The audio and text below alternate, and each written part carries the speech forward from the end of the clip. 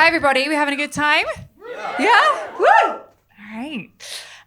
So I'm going to take you back in time to 2010. This was a time where women just believed everything men said because the word mansplaining hadn't been invented yet. And so, like, if a guy was like, oh my God, women have got it so easy because if I had tits, I'd just be a stripper in it and make so much money. You'd be like, oh my God, Gary, that's so insightful.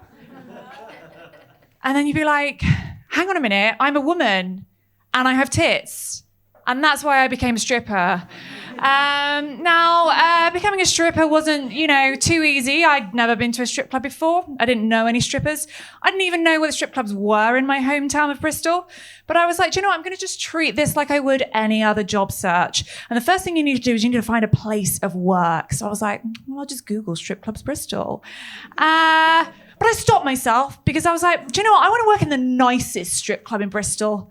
So I just Googled nicest strip clubs Bristol. And up popped Urban Tigers, which just sounds the name like a white person would give to an after-city football club for inner city kids.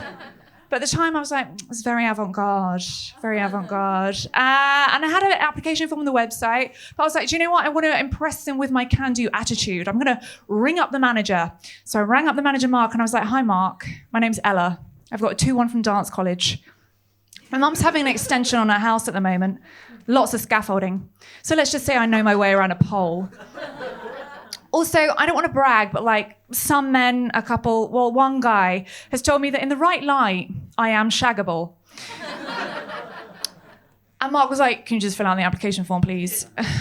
So I filled out the application form. I got an audition.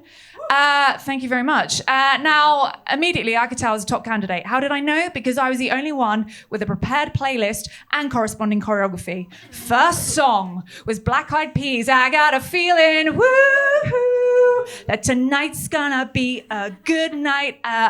Tonight was going to be a good night because I was going to be there. Second song was what I call like a lyrical. All dancers know that. It's something that you use to show your expression, your extension, what every man wants to see in a stripper. Third song was going to be I felt like I knew at some point I was going to have to sort of do this. So I just went with the classic Genuine Pony. I gave Mark my iPod Nano and he was like, it's just one song. I pick it. Halfway through, you get your tits out. So I just did that. Immediate on the spot offer. Immediate. Mark was like, you're fine. But Mark had said, you're fine, to all the other women there. So I was a little bit skeptical. Maybe I'd set my sights too low because, I'd not even Googled best strip club Bristol yet,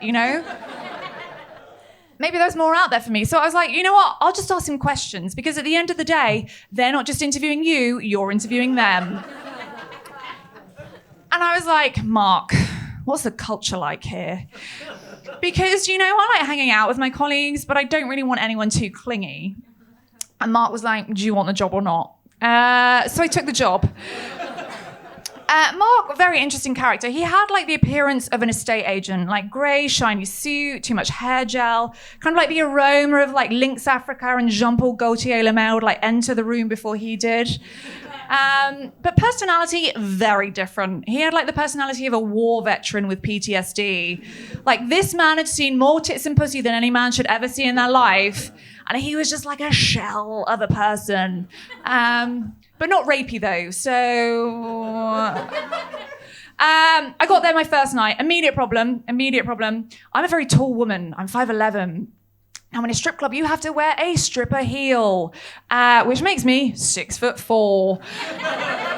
I don't know if anyone's ever tried to give a lap dance or receive a lap dance by someone that's 6'4", but you're trying to give someone tit, but they're just getting knee. It's just knee that's going everywhere. It's just knee. I look like a giraffe doing keepy uppies with a man's head. Second problem, now as a stripper, you earn your money by getting dances with men, and they pay you, and you are naked in those dances. You strip naked. Now, I thought this was going to be a breeze. I'm chatty, I'm confident, I'm not a minger. But how very wrong I was. Because men in the outside world will do anything to pursue a woman. They'll take you on dates, they'll spend money on you, they'll pretend they like hiking. And if all that fails, they'll just harass you and stalk you. And whilst I really don't appreciate that, I do admire the commitment and effort that's made.